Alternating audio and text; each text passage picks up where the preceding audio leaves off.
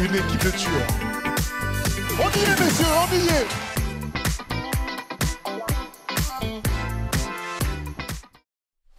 Salut les amis, nous sommes jeudi, il est 16h et dans 2 jours, c'est le début des Jeux Olympiques pour le tournoi de basket, bien sûr, puisque demain soir, le vendredi, il y aura la grande ouverture de ces JO de Paris 2024. Honnêtement, on est comme des malades. On va commencer fort, on va rentrer dans le vif du sujet, pardon. On va parler de notre équipe, de nos équipes de France d'ailleurs, filles et garçons.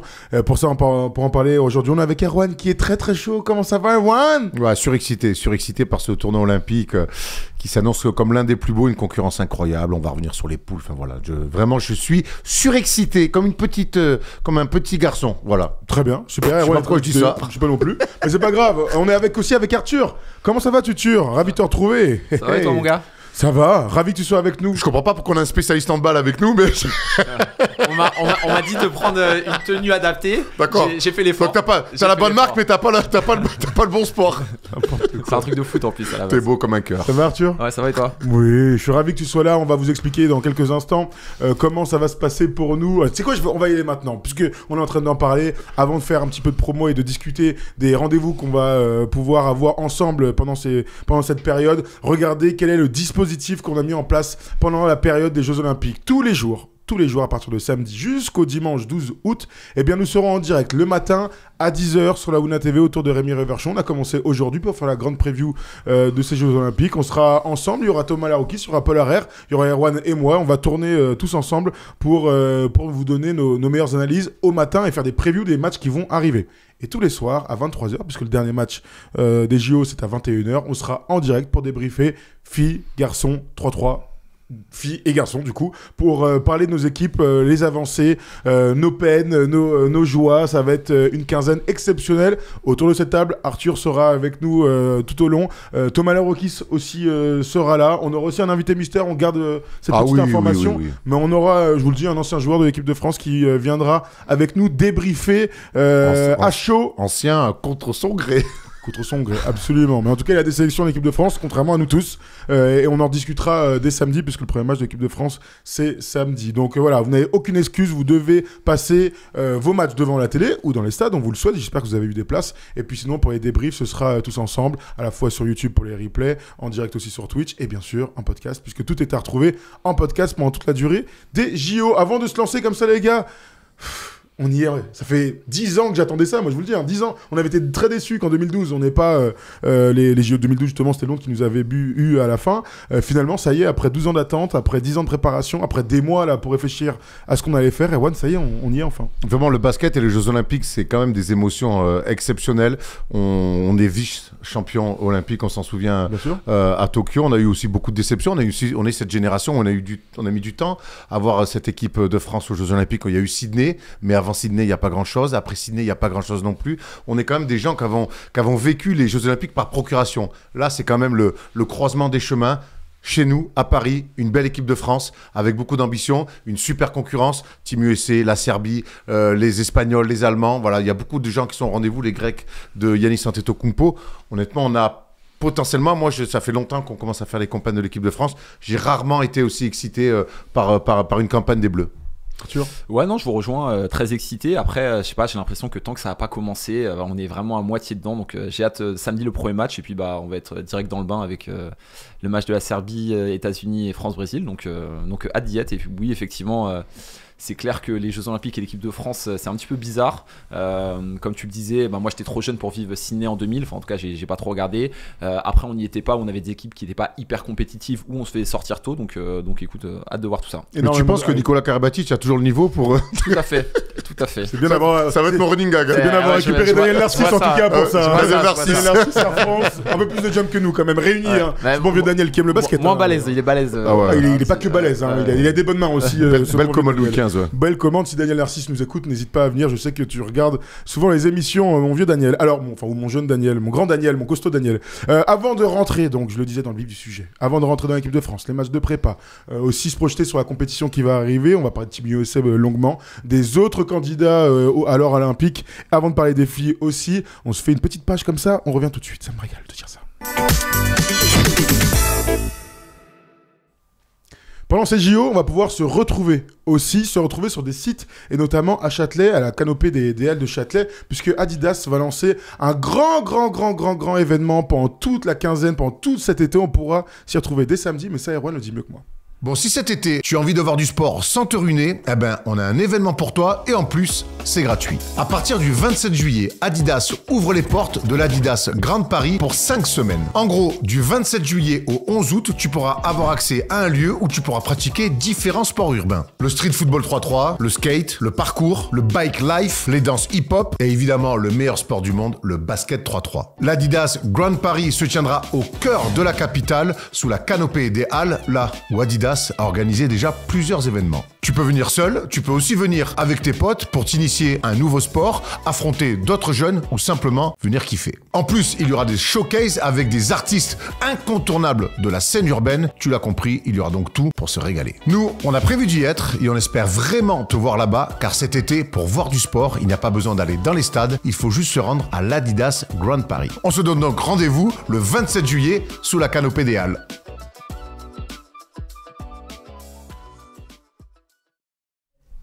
L'opening de l'Adidas Grand Paris, ce sera donc ce samedi à partir de 16h et on y sera. Donc si vous voulez qu'on se croise à la canopée des Halles ici à Paris, eh bien c'est avec plaisir que ce sera en fin d'après-midi.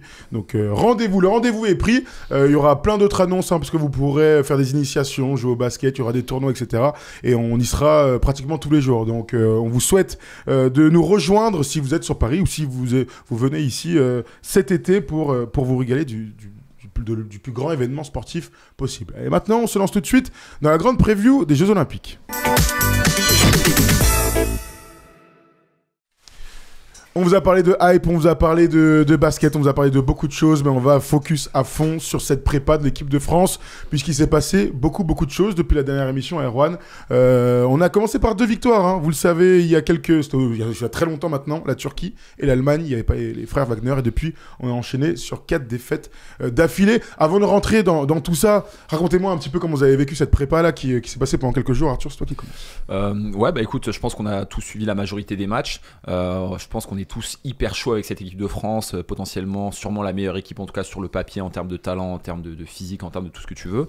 Après il y a une vibe un petit peu en ce moment sur les 4 défaites consécutives qui mine de rien restent 4 défaites contre aussi des belles équipes, mais je pense que si on prend un petit peu la big picture comme diraient les Américains, faut pas être trop inquiet, on reste quand même une bonne équipe, on a quand même mine de rien quelques certitudes. Je pense que tant que les gars sont pas complètement rentrés dans la compétition, il y a quand même un petit peu de réserve sur des blessures, sur des rotations, sur pas mal de choses, et je pense qu'on pourra vraiment tirer des conclusions après le premier match contre le Brésil, et je sais pas, moi je doute pas, je pense qu'on va gagner et assez largement.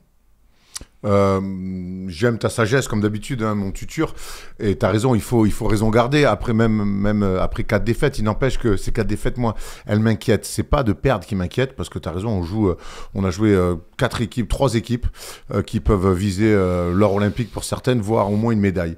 Maintenant, moi, ce qui m'a chagriné dans ces défaites-là, c'est que sur les 4 défaites, on a relevé les 4 fois les mêmes, des problèmes importants qu'on n'a pas su gérer.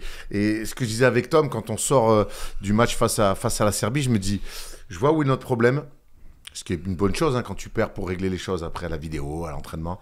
Je sais pas comment on peut les régler. Mais du coup, c'est quoi les problèmes que tu as les problèmes pour moi, c'est que déjà, c'est ce problème sur les lignes arrière. C'est ce problème à la main. Mathieu Strazel, ce qu'il fait, c'est très bien. Andrew est là, est très peu utilisé. Et je comprends pas son rôle. Et je vais même aller un peu plus loin. Et Dieu sait que je l'adore, mais je comprends pas pourquoi finalement il a été pris si c'est pour l'utiliser comme ça. Franck, j'ai du mal à trouver un réel impact sur le poste de meneur. Et quand je vois par rapport au Canada, à l'Australie, à l'Allemagne, je trouve que sur ce poste-là, je savais qu'on allait souffrir. Je pensais pas qu'on allait autant souffrir. Voilà, ça pour moi c'est le premier problème. Et finalement je me dis oui, on l'a vu face aux Serbes très vite, on l'a vu aussi face aux Allemands à Montpellier, même si Victor n'était pas là. Mais ça c'est un problème qu'on n'a pas réussi à gérer. Pour moi cette gestion, ce contrôle un petit peu parfois du tempo des matchs sur les lignes arrière.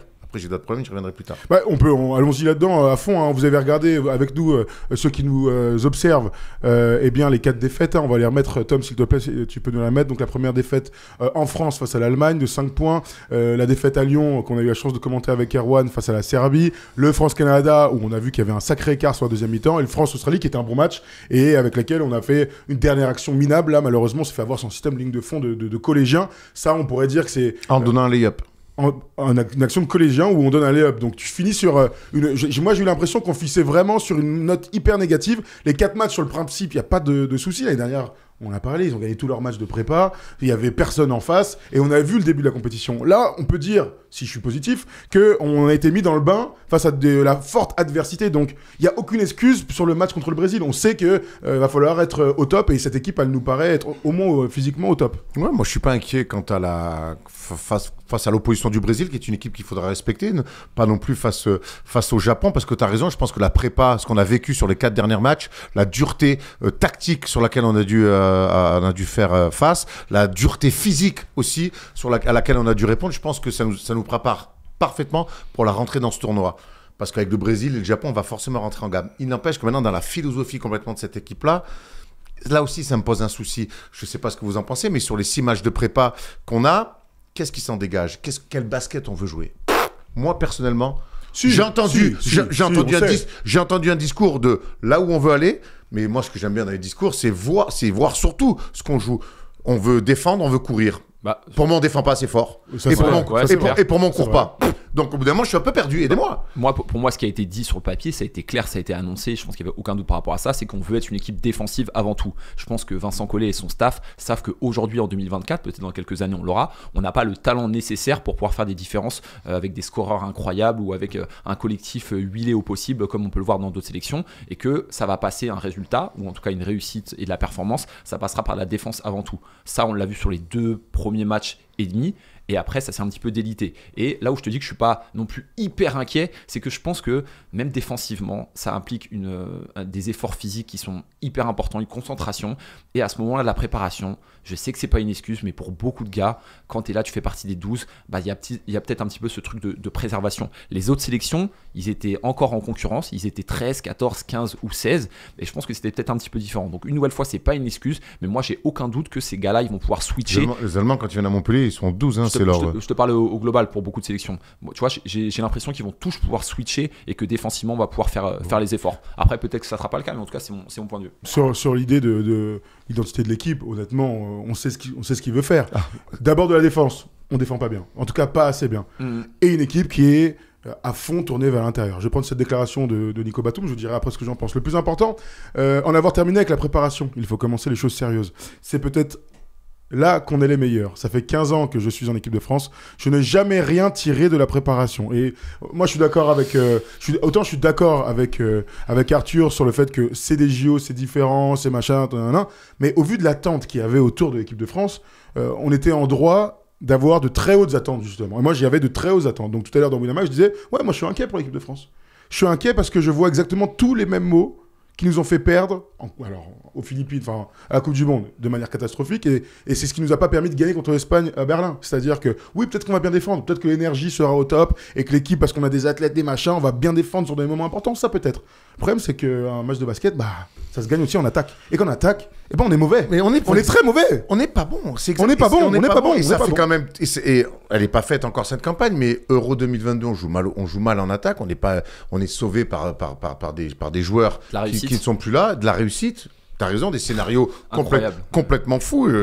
D'ailleurs, à l'époque, j'avais 22 ans. 3 ans plus tard, j'en ai 42, tellement que j'ai laissé des plumes dans cette maudite salle de Berlin. Mais à l'Euro, on joue mal.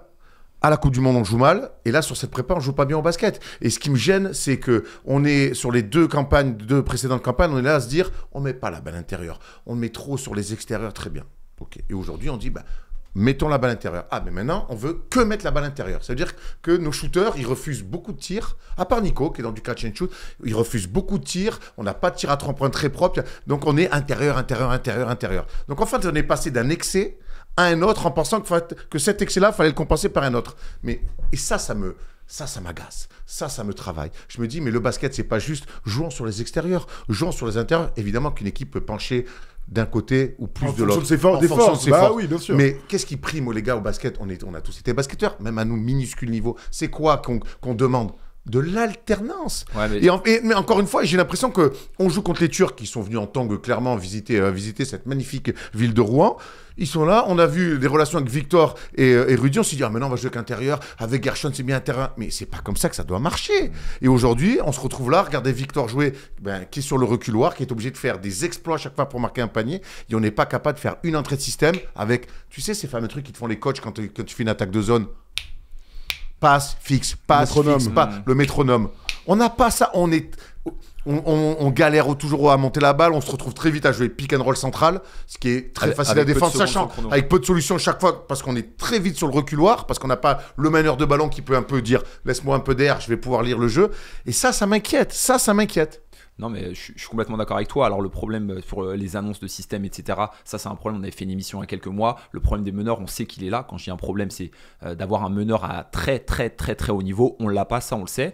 Là où je pense que tu soulignes un manque d'alternance, c'est parce qu'aussi, les deux postes extérieurs qui sont censés animer la création, Nando et Evan, aujourd'hui, ils ne sont pas au niveau. Donc, ça passe par des niveaux de confiance, des niveaux physiques. Et c'est eux deux qui caractérisent un petit peu tout ça. Je pense qu'il faut mettre les pieds dans le plat. Maintenant, autant Nando, j'ai l'impression qu'il va être très peu utilisé, c'est mon sentiment, hein, et qu'on le prendra sur certains spots. Autant Evan, je pense qu'il y a vraiment un problème de confiance, et j'ai l'impression que ses premières minutes, ses premiers matchs, parce que ça va vite aussi, ça va le mettre en confiance ou pas, et que peut-être la réussite de ce tournoi va beaucoup passer par lui, mais en comme tout cas c'était sa déjà le réussite. cas avant. Non, mais disons-le, pourquoi l'équipe de France allait chercher autant de médailles ces dernières années? Parce qu'Evan Fournier a été exceptionnel. En équipe Vraiment. de France, c'était incroyable. Oui, en équipe de France. Ouais. Il a été exceptionnel. Il n'a pas été bon l'année dernière. Coupe du Monde 2019, JO 2021. Il est exceptionnel. Euro 2022, c'est vous plus savez, compliqué. Vous connaissez mais... ma théorie de base. Les équipes qui vont loin dans les tournois internationaux sont les équipes qui ont des arrières super forts. 1 ou 2, on s'en fout de 2 ou 1. Ça, c'est vérifié. Ça, c'est le basket, c'est à un moment donné, tu donnes la balle à un mec, il est capable de faire les bons plays. Bon play, c'est marquer pour soi, faire des pick and roll, faire des 1 contre 1, mettre des gros tirs. Evan a été exceptionnel. Est-ce que Evan est capable encore de faire ça à très haut niveau et de manière régulière? Je pense qu'il est capable. Il va avoir un flash. Il a ce truc à un moment donné, il va mettre 3-4 tirs et il va. Est-ce qu'il est capable, par contre, sur les 2 semaines qui vont arriver là, de nous porter? Malheureusement, je pense qu'on peut avoir des doutes là-dessus. Ça, c'est une réalité. Et ça passe par ça. Mais c'est la seule manière de gagner le basket. Moi, j'ai des c'est doutes. pas l'intérieur, c'est pas Victor qui a perdu. Moi, j'ai des doutes et je vais plus attendre d'Evan ce que j'attendais en 2019, en 2021 ou en 2022. Alors, qui va le faire? Faut qu'il y ait quelqu'un qui le fasse, Evan, hein. Moi, j'attends d'Evan que quand il y a un retour de passe et on sait très bien que New York, ça lui a fait énormément de mal, mais il y a un truc quand même à New York qu'il a appris à faire, c'est attraper, shooter en une fraction de seconde. Et ça, il le fait plus. Je sais pas ce que Vincent lui raconte, Vincent Collet, mais je trouve sur la prépa, il a refusé un nombre de tirs pour rajouter une passe, pour mettre un dribble, à finalement aller sur un step back, pour aller remonter ou sinon pour aller dribbler, finalement rappeler un pick and roll. C'est pas le meilleur joueur. Moi, je voudrais qu'Evan aussi, je suis d'accord sur ton manque de confiance, sur le manque de confiance, mais sur son rôle, qu'est-ce qu'on lui a, qu'est-ce qu'on attend? Son rôle a changé du début de la prépa. Aujourd'hui, moi, j'ai l'impression qu'il veut aussi se muer un petit peu dans un facilitateur, playmaker. Non, pour moi, il peut pas faire ça. Faut que ce soit un trou noir, faut qu'il tire. Pour moi, faut que ce soit un trou noir, accepté, assumé, gros. Quand t'as des retours de passe, balance. Et je trouve que sur toute la prépa, il a refusé un nombre de tirs et chaque fois qu'il a refusé un tir, c'est ballon perdu ou c'est derrière on est sous pression avec 5 secondes à jouer et il y en a des tirs de merde. Non, l'action caractéristique, c'est quand il fait la passe à Nadir Rifik, il prend un tir à 3 points et qu'il le marque. Alors que normalement, frérot, tu donnes la balle à Evan, il reste 3 secondes, il crée son espace et il prend son jeu. Je pense que c'est difficile pour lui et tu parlais d'histoire de rôle et peut-être on va parler de statut. Tu passes d'un gars qui, sur les 5-6 dernières campagnes, a été le leader offensif, la star de l'équipe. On avait été une fois à Rouen. Les 4 dernières. Je parlais au global avec Gobert la star de l'équipe.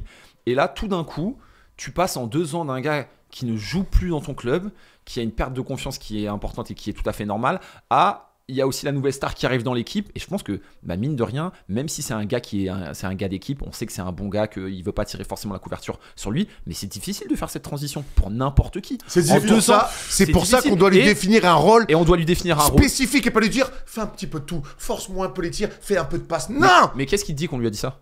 Mais moi, pour moi, il peut pas jouer à contre-courant comme il le fait là. Si on lui a pas dit, on l'a entendu, Vincent Collet, faites la passe, rajoutez des choses. Et moi, je vois ce que fait Van Fournier, c'est exactement ce que dit Vincent Collet. Ouais, après, c'est exactement ce que dit Vincent Collet. C'est possible, c'est une théorie, mais c'est peut-être aussi possible que lui, il sache pas exactement ce que. Alors, et quand même, t'as un coach qui doit lui dire, mais gros, qu'est-ce que tu fais en fait? Va pas chercher là-dessus. Moi, je te veux là aujourd'hui ta qualité, parce que là, et je te rejoins, il y a un truc qu'il faut qu'on se rende compte, et on le voit avec Franck Ntilikina aussi, les mecs qui jouent pas depuis 2 ans, 3 ans, 4 ans, 5 ans, eh ben ça se voit. Même si t'es en NBA, tu vois des mecs d'Euroleague, voire d'Eurocup et tout, qui jouent des 35 minutes, qui sont des papas, qui vivent des fins de match, qui sont dans un rythme de match professionnel, même si c'est pas la NBA, eh ben tu sens que ça, ne pas jouer, c'est le pire truc pour un joueur professionnel. Voilà. Ce qui est sûr, c'est que quand tu disais ça, là, les rôles et tout, moi je vais toujours revenir là-dessus. Ça fait 1 an que j'en parle, ça fait 2 ans qu'on en parle. C'est que c'est plus facile de t'éclater dans un collectif quand il y a un collectif. Le problème d'Evan, c'est que tout ce qu'on lui demande, c'est jamais dans le collectif. C'est des trucs de 1 contre 1, des matchs, tu parles de retour de passe et tout, mais il y a tellement pas de lien. Le meilleur exemple, de toute manière, et je pense que dans l'histoire du basket, il y a 2 mecs qui arrivent à faire ça. Alors, c'est plus pour le rôle de Nando, parce qu'Evan est encore un peu plus jeune, mais ils sont 2, c'est Sergio Llull et c'est Rudy Fernandez. C'est-à-dire que le collectif est tellement fort que ces 2 mecs-là, tu peux les mettre 5, 10, 15, finir les matchs même, ils vont être dans le collectif, ils vont nous mettre des gros tirs, ils vont faire gagner leur Espagne.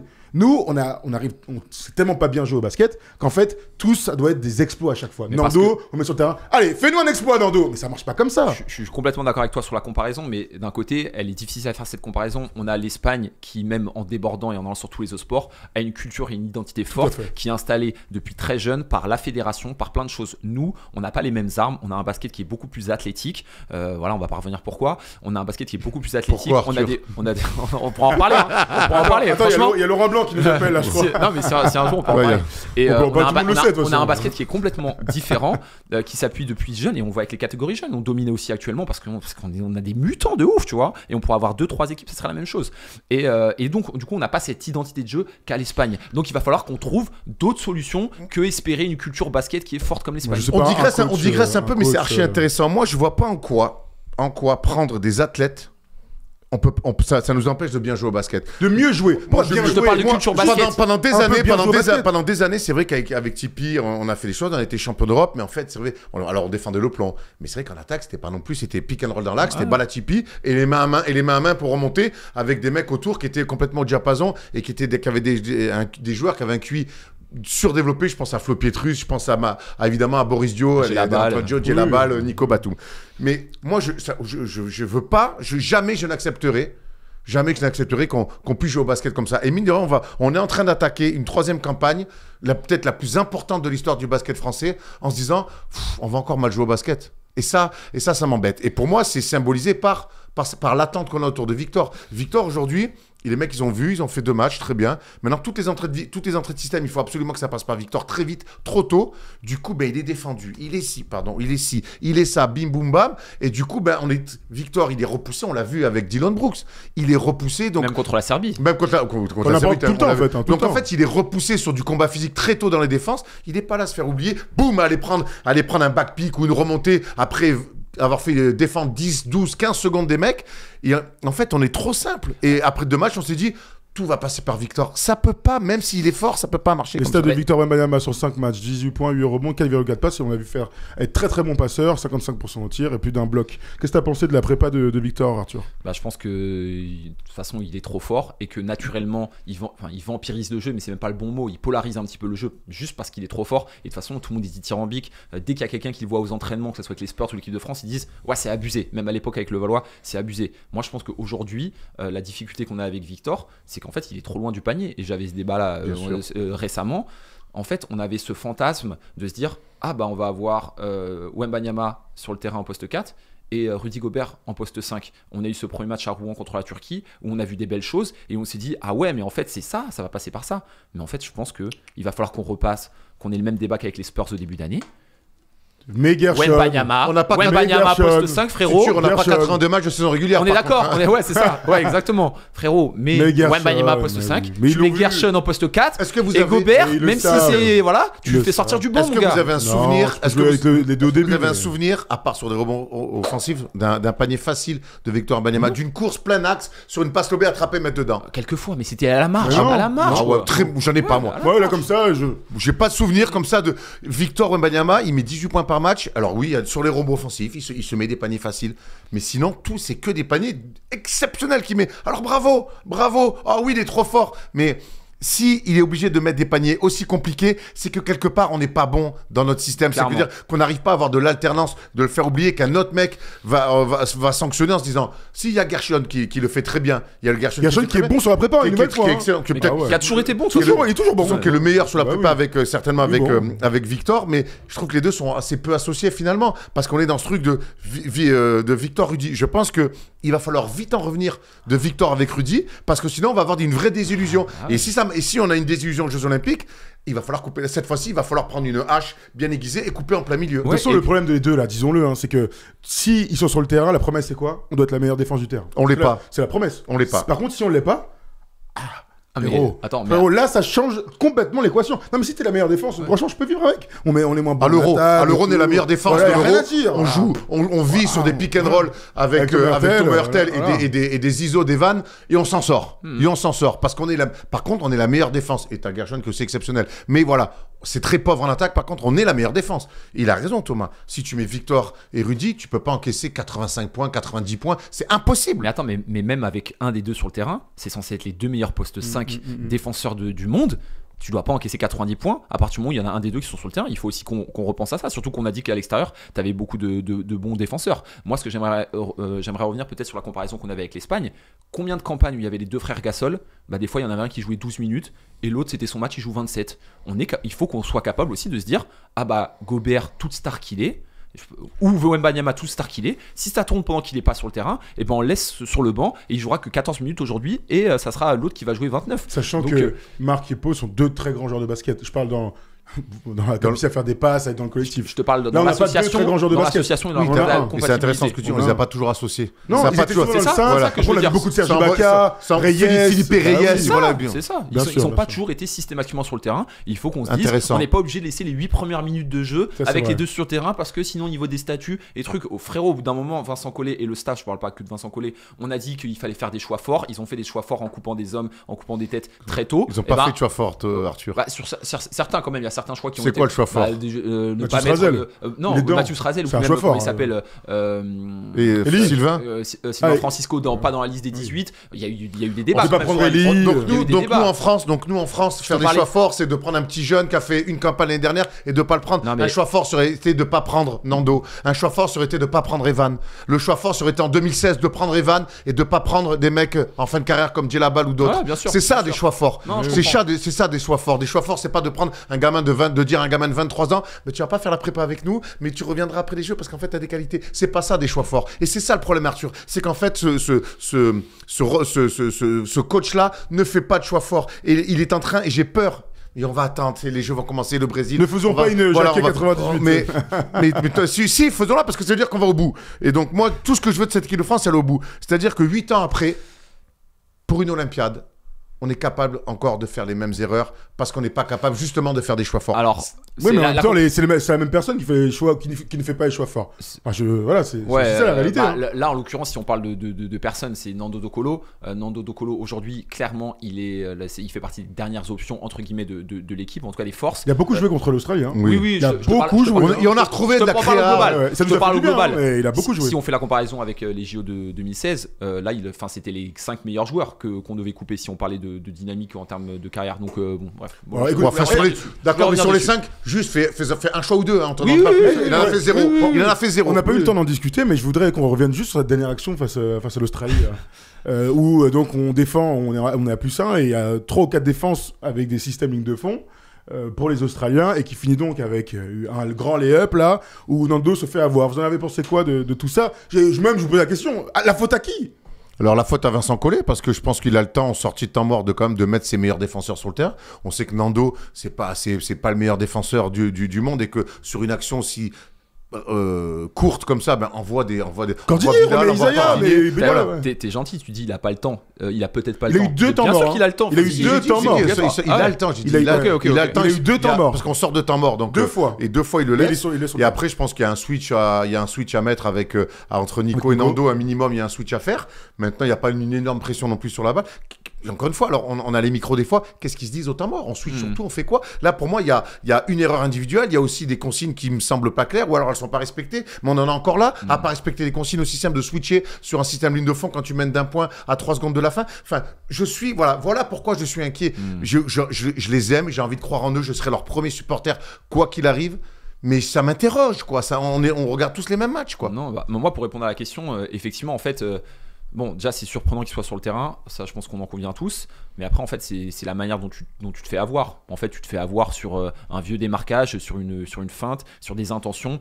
Et en fait, ça, c'est des choses que tu peux revoir à très très bas niveau. Et donc, c'est hyper surprenant, notamment pour un gars qui est censé te concentrer et avoir un QI défensif. Je te parle pas d'attitude physique ou autre, comme Nando. Donc, forcément, quand ça tombe sur lui, on est obligé de tomber sur Vincent Collet, on est obligé de dire que c'est pas un bon défenseur. Donc ils se font pas de la bonne pub et là ils ajoutent encore un peu plus de doute sur tout ce qu'on pouvait avoir. Il n'y a pas de honte à dire à Nando, à 3 secondes de la fin sur une remise en jeu ligne de fond dans ton camp, dire Cambio, on change. Tiens, Isaiah ou Bilal, boum, voilà. Mais je pense qu'il s'en fout, en plus, même lui, il s'en fout. Mais bien sûr qu'il s'en fout. Il le sait, surtout, non? Voilà. C'est pas avoir honte de sortir et de mettre un athlète. À moins qu'ils veulent vraiment brouiller les cartes et qu'ils voulaient perdre le match. Et que c'est la dernière action avant les JO. C'était la dernière action. On est tous restés là-dessus. On a fait waouh. Mais je sais pas ce que vous en pensez. J'ai l'impression, Vincent Collet, tu sais, arrivé limite avec ses 4 défaites, je l'ai jamais trouvé aussi. Je trouve qu'il est serein de ouf. Et je vais pas dire que ça l'arrange, mais en tout cas, dans la com ou peut-être de manière un petit peu, je sais pas, légère, il est cool avec ça. Je sais pas si je dis ça à travers les déclarations. Il est pas affolé. Il dit, tu vois, arriver avec 6 victoires, je pense que ça l'aurait fait chier, tu vois, en tapant le Canada, etc. La première défaite contre l'Allemagne, on a dit, voilà, c'est ce qu'il faut que ça arrive maintenant. Le problème, c'est que. Mais attends, il y a Victor qui dit ça. Victor qui dit ça sur la prépa. Il y a Victor qui nous dit ça sur la prépa. On va lire la petite déclaration de Victor Wembanyama, bien sûr, ensemble, dans quelques instants.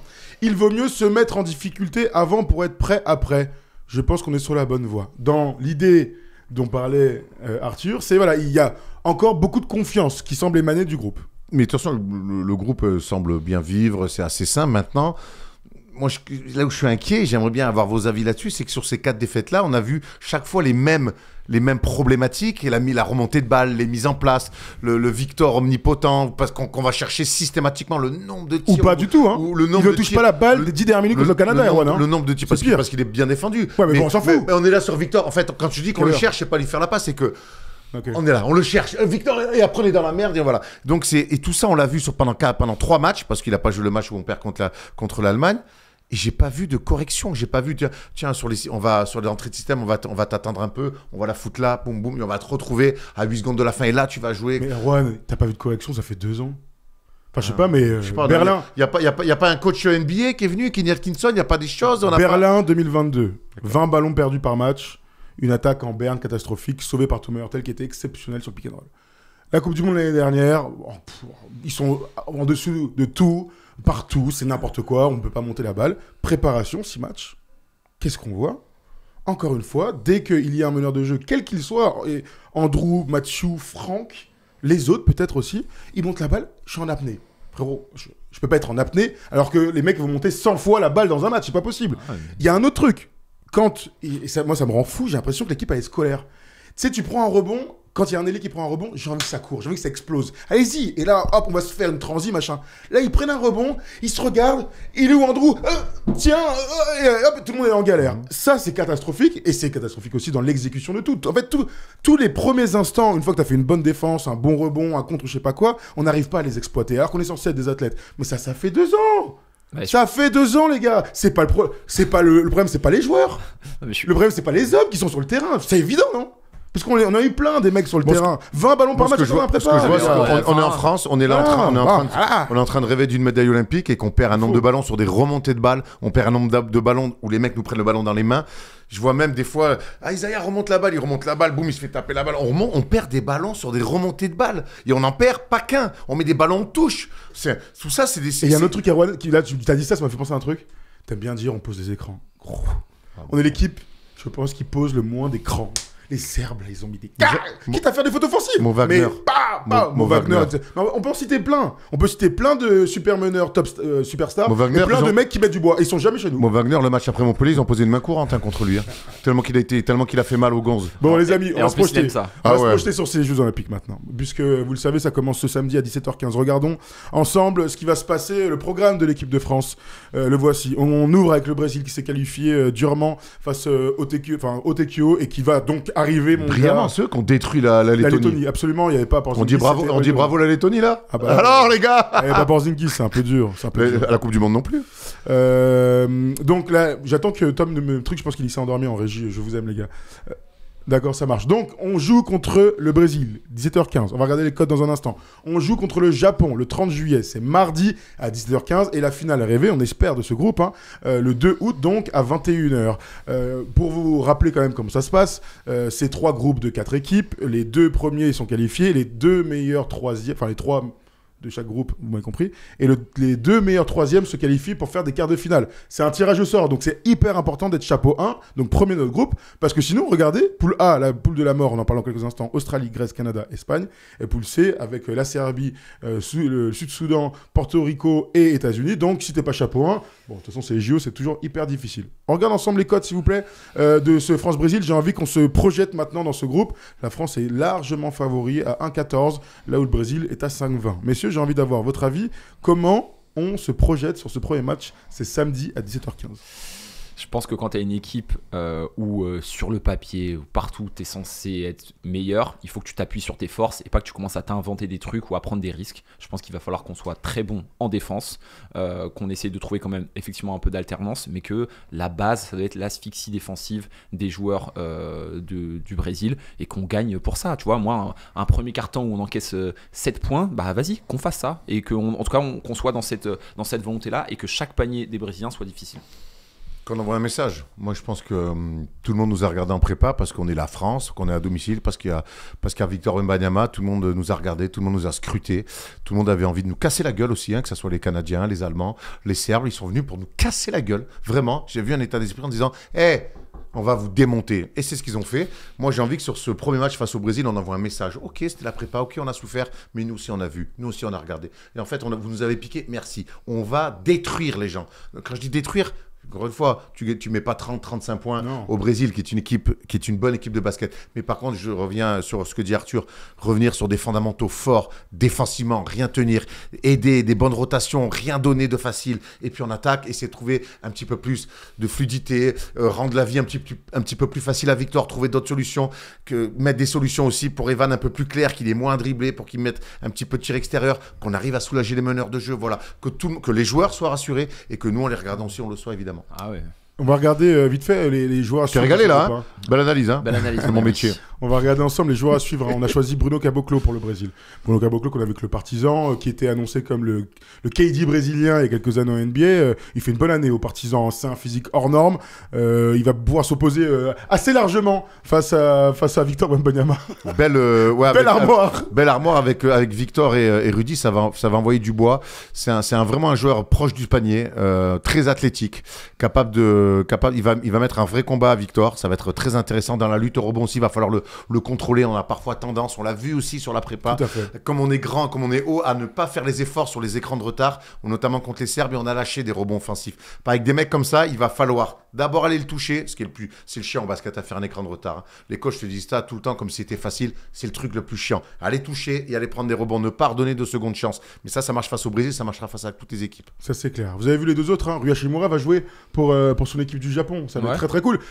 Autant pour le Japon et pour le Brésil, comme il y a l'histoire du meilleur troisième, s'ils arrivent à taper la France, ça change absolument toute leur compète. Hein. La nôtre aussi. La nôtre aussi, mais pour eux, pour le coup. L'enjeu pour le Brésil, c'est de nous taper, le Japon aussi. Hein. Tu fais le meilleur troisième, t'es royal. Non, mais royal, tu passes quoi. Là, il faut qu'on se rassure en tapant au moins ces deux équipes-là et que contre l'Allemagne, on essaie de faire du mieux qu'on peut. Mais là, tu perds. Là, d'entrée contre le Brésil. Tu flingues ton tournoi après. Tu flingues ton tournoi, tu tapes une méga équipe en quart de finale et de toute façon après le niveau est de toute façon, faut pas croire que le Brésil et le Japon ils sont venus pour aller manger au paradis du fruit. Oui, voilà. Direct. Il y a un paradis du fruit. Toutes ces équipes là vont nous jouer pour nous taper à domicile. Nous, on sera surexcités avec une pression forcément autre parce qu'on est à domicile, mais les autres, ils vont arriver pour nous taper. Taper l'équipe de France à domicile, c'est aussi se simplifier la vie, tu as raison, pour s'offrir un quart de finale, mais c'est aussi ce kiff de se dire, il n'y aura rien de facile. On l'a vu en prépa, ça va être encore pire pendant la compète, donc j'espère qu'on sera prêt à relever le défi de ces gens qui veulent nous taper, ils veulent nous briser le rêve olympique. Ce sera l'occasion de revoir Marcelinho aussi et Iago, nos meneurs favoris, on les adore les deux. 40 ans, Marcelinho. Il a 40 piges maintenant. Ça devrait aller sur les remontées de balles, là, quand même, avec Marcelinho. Sur la pression défensive, a priori, ça devrait aller pour installer le système. Si on n'arrive pas à installer nos systèmes contre le Brésil, parce qu'en fait, faut qu'on s'arrête, on se serre la main, bravo à tous, et puis on fait le tournoi de la consonante. Et le troisième carton, on le fait en five au foot. On a contre le Brésil. On risque de perdre contre le Brésil. Pas sûr. Et évidemment, vous l'avez vu, l'Allemagne, 21h. Les Allemands, il y a une vraie rivalité avec les Allemands depuis quelques années. Dennis Schröder est porte-drapeau pour son pays. C'est une histoire quand même exceptionnelle. Lui, le MVP de la dernière Coupe du Monde. Franchement, Arthur d'origine gambienne. Tout à fait, il est gambien. Ça, c'est pas les histoires extraordinaires. Moi, franchement, c'est incroyable, ça fait kiffer. Après, il fait un peu le malin contre les Français. Mais c'est le jeu, non? Mais c'est le jeu. Il n'y a pas de rivalité, ça fait pas le malin. Normal. Si personne parle, il se passe rien. Non, bien sûr. Non, mais écoute, son histoire est incroyable de toute manière. Moi, les premiers souvenirs que j'ai de ce gars-là, je sais pas si vous vous rappelez, c'est le reportage qu'il y avait sur Evan Fournier sur le Hoop Summit. Et tu voyais un petit gars avec une mèche à la Wiz Khalifa. J'ai dit, mais c'est qui la Wiz et tout. Et ils l'ont pris parce que c'est à l'international et qu'il fallait prendre un Allemand, j'en sais rien. Putain, le gars est trop fort. Il fait une carrière exceptionnelle surtout. Carrière exceptionnelle, très bon joueur NBA. C'est pas un All-Star, mais c'est un très bon joueur NBA. Très bon joueur. Très bon joueur, c'est All-Star, à un moment donné. Bon joueur.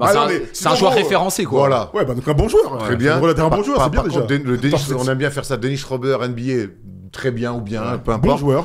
Dennis Schröder FIBA, par contre, c'est plus.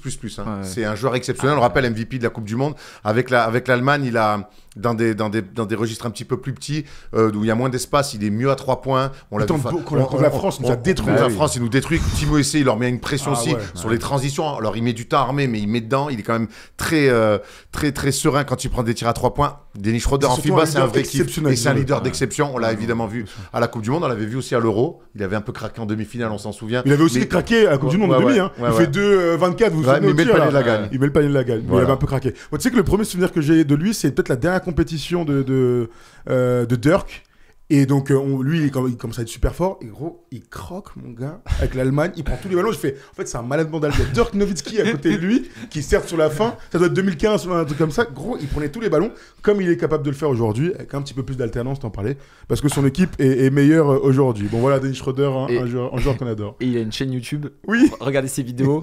Pas sous-titré en allemand, impossible à regarder. Impossible. Ah ouais. Gros, c'est même pas sous-titré, je sais pas. C'est abusé. Question à 10 000. Donnez-moi votre classement de ce groupe. Alors moi, je vais la jouer chauvin, de toute façon, mais France, Allemagne, Brésil, Japon. Tu m'avais dit que l'Allemagne allait nous battre au troisième match tout à l'heure, je comprends rien. Mais mais donne-moi ton vrai classement. Tu as le droit de me dire ça. Parce que moi, je pense que la France va battre. Moi, je pense qu'on va faire 3 sur 3. Je vous l'ai déjà dit tout à l'heure. Mais je le redis. Si tu me dis que la France. Tu m'as demandé un classement. Moi, j'ai dit que l'Allemagne battait le Canada. C'est ça qu'on a dit tout à l'heure. Oui, mais tu m'as aussi dit qu'ils allaient finir premier du groupe. Non, je t'ai dit ça. Donc, en cours de journée, t'as changé. Ok, très bien. France, Allemagne, Brésil, Japon. Très bien. Donc, le Japon sort de cette poule. Non, Brésil, Japon. Sort et quatrième. Moi, je mets France, Allemagne et je mets le Japon parce que je sais pas, les Japon, ils ont un basket tellement atypique. Je les vois taper une des 3 équipes en espérant que ça soit pas nous. Ils peuvent faire un coup. Ils ont un basket atypique moins que les filles, par exemple, qui sont beaucoup plus dures à jouer en féminin, les japonaises. Les Français s'en souviennent à Tokyo. Les garçons, c'est un peu plus lisible. Très bien. Mettez-nous tout de suite vos classements pour ce groupe-là, 1, 2, 3, 4, qu'on puisse regarder ensemble. Par exemple, il y a Léa là qui nous dit Allemagne, France, Brésil, Japon. Voilà, tout simplement pour... Ah non, elle me dit Allemagne et France ex aequo. Ouais, ça va être... Faut arriver avec le plein de victoires, sinon ça va être très très chaud. Mais ça, vous le savez déjà. Bon, voilà pour l'équipe de France. On reviendra samedi matin à 10h sur Winamax, sur la Wina TV pour faire la preview et surtout on sera en débrief à 23h ici même. Sachez que les matchs sont disponibles sur Eurosport, donc si vous avez Max, ça marche. Sinon France Télé va retransmettre les matchs. Voilà, France Télé et Eurosport, ce sont les 2 chaînes pour suivre les Jeux Olympiques. Et avant de se finir, parce que j'ai vu des gens qui en parlaient, on parle de toutes les baskets, on parle des filles maintenant, puisque l'équipe de France féminine nous a régalé pendant cette prépa et donc on en parle un petit peu maintenant.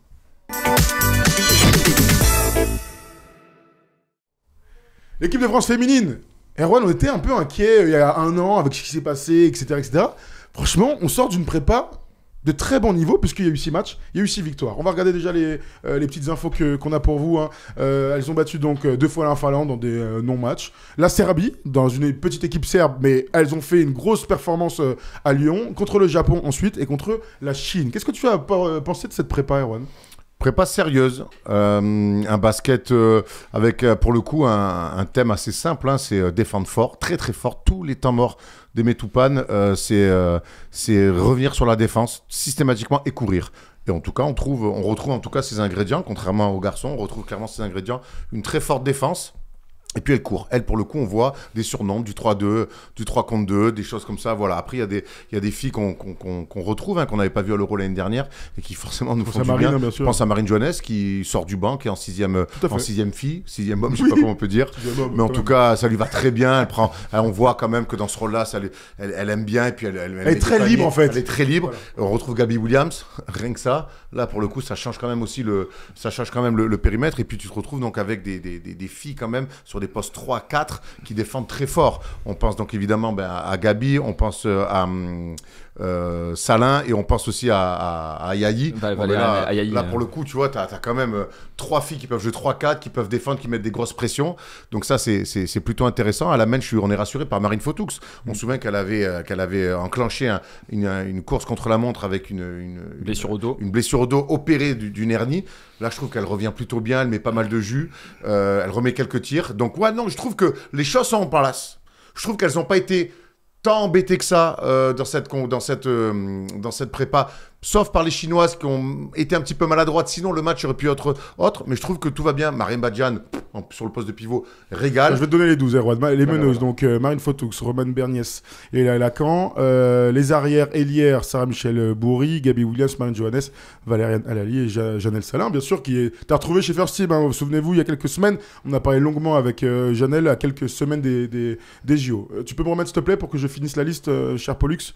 Et à l'intérieur, donc, Alexia Chéry, Liana Rupert, Mariam Badam et donc Dominique Malonga. Qu'est-ce qu'on a pensé, toi, de cette prépa? Bon, comme Erwan, on est rassuré, je sais pas si c'est bon, mais en tout cas, c'est une bonne prépa, quoi, consistante. Ouais, non, je trouve que c'est une bonne prépa et je trouve que l'équipe de France féminine, avec l'arrivée de Jean-Aimé Toupane l'année dernière, il y a eu quelques doutes quand ça a sa nomination, mais je trouve qu'elles ont un petit peu d'avance. Il y a 3 ans déjà. Il y a 3. Ah ouais? Ah, mais c'est une sortie des Jeux de Tokyo. Ok, en tout cas, c'est la 3e compète. Je trouve qu'elles c'est 2021, ouais. Elles ont un peu d'avance par rapport aux garçons sur le côté transition des générations.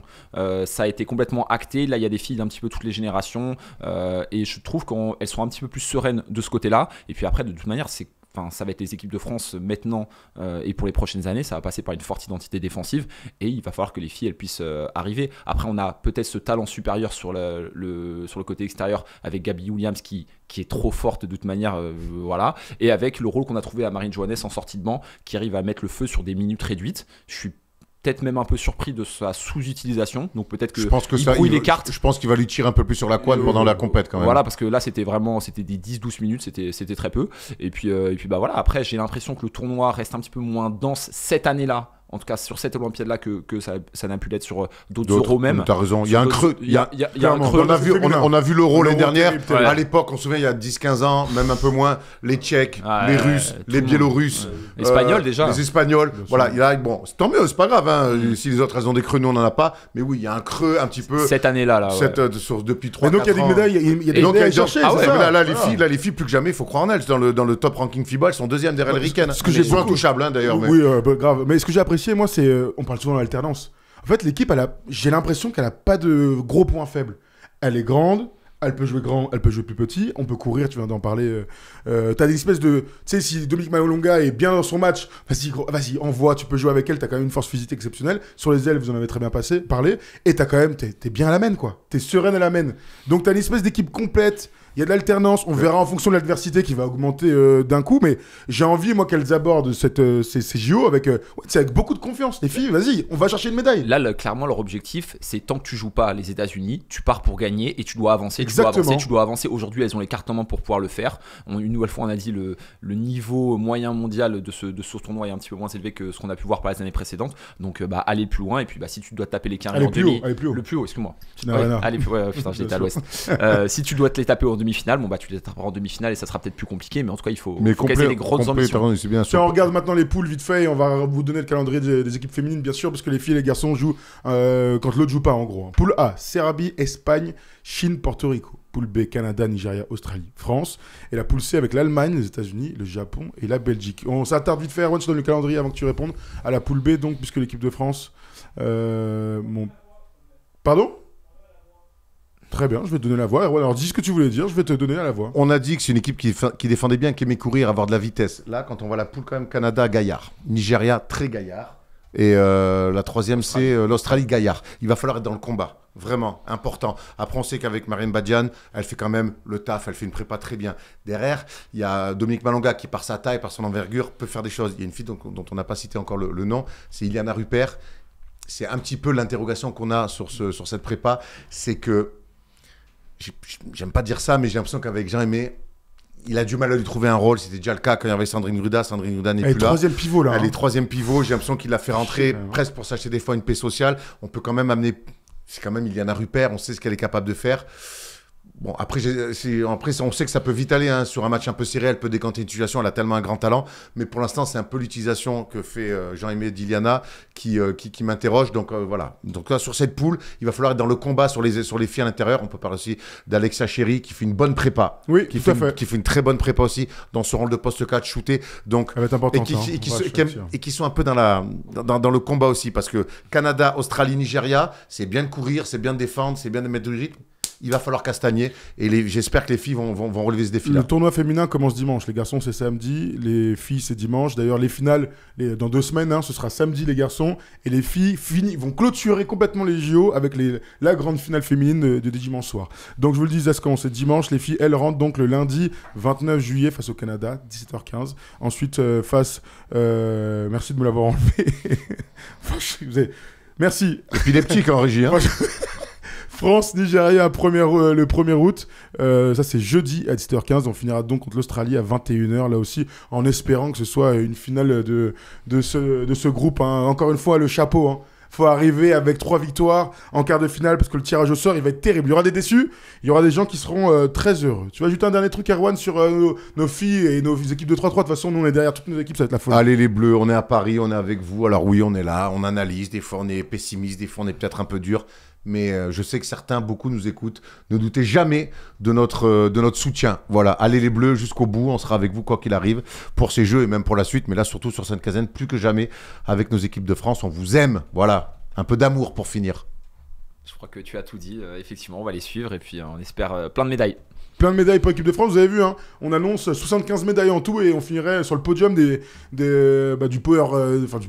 classement des médailles. On espère, hein, parce qu'à chaque fois que tu reçois, en général, tu doubles, tu triples ton contingent de médailles. On se souvient de Londres, c'était exceptionnel donc, pour les Anglais. Donc on espère que la France va faire la même chose. Une dernière petite cote chez les copains de Winamax. La France est grande favori lundi 17h15 face au Canada. 1,13 et 5,30 face au Canada. Ça va vous intéresser, donc ça vous intéresse, vous allez sur le site et vous jouez avec nous. On a fait le tour de ces JO, on a été très complet. Les gars, j'ai envie que ça commence. Et ben voilà. L'avantage, c'est que c'est dans 2 jours, 48 heures à attendre, 2 dodo comme on dit, et puis ensuite on se place. Le daron. Ah ouais, dodo. Ouais, chérie, c'est dans 2 dodo. Moi, je préfère dire 2 soirées. Mais c'est aussi 2 soirées pour nous. 2 Jean-Gall. Dans 2 Jean-Gall, il y a le match. Le mec qui compte en Jean-Gall, j'adore. On se retrouvera, attention, sur les réseaux sociaux. N'hésitez surtout pas à suivre tous les réseaux sociaux, on va mettre toutes les actus, la totale, on y va. Vas-y, le pâté là. Il y a toutes les équipes de First Team qui sont sur le pont, ça va être exceptionnel sur tous les sports aussi parce que tous les soirs, à la fin du basket, on fera un petit récap de ce qui s'est passé d'un point de vue plus global. Aujourd'hui, on aura pu parler des équipes de France de rugby à 7 d'Antoine Dupont, là, ils viennent de perdre contre les Fidji, mais aussi de Thierry Henry. Hier dans le foot, ils ont battu les États-Unis 3-0 à Marseille. Belle réussite. Ça nous rappelle quelque chose, Erwan. On espère la même chose qu'en 98. Il n'y a pas Pierre Issa. Il n'y a pas Pierre Issa qui a mis 2 buts contre son camp. Voilà. C'est un joueur de l'OM, il était là. Bon les amis, on vous souhaite à tous une bonne soirée, à tous une bonne journée demain, une belle cérémonie d'ouverture aussi. On a demain, connectez-vous sur First Team à 17h. Je vous dis ça comme ça, j'en dirai pas plus. Mais il y a du très très lourd si vous aimez les 1 contre 1. On y retourne à fond les ballons. Merci Arthur. Merci à vous les gars. Merci Erwan. Merci Toto. Merci aux équipes de Paul Arère qui ont encore une fois été exceptionnelles. Vous me régalez les gars. Repas First Team ce soir. Repas First Team. Voilà, sinon, on aime bien dire les insides aux copains. Ce soir, c'est le repas First Team pour célébrer cette belle année. Voilà. Et forcément, quand on célèbre First Team, on pense aux gens qui nous suivent toute l'année. Tout à fait. Mais sans vous, de toute façon, on pourrait pas payer le resto. Donc merci. Merci à tous. Merci de nous khalass, les frères. Allez, salut, bonne soirée. 48 heures de grande qualité. On se retrouve samedi à 10h sur la Ouna TV et à 23h ici.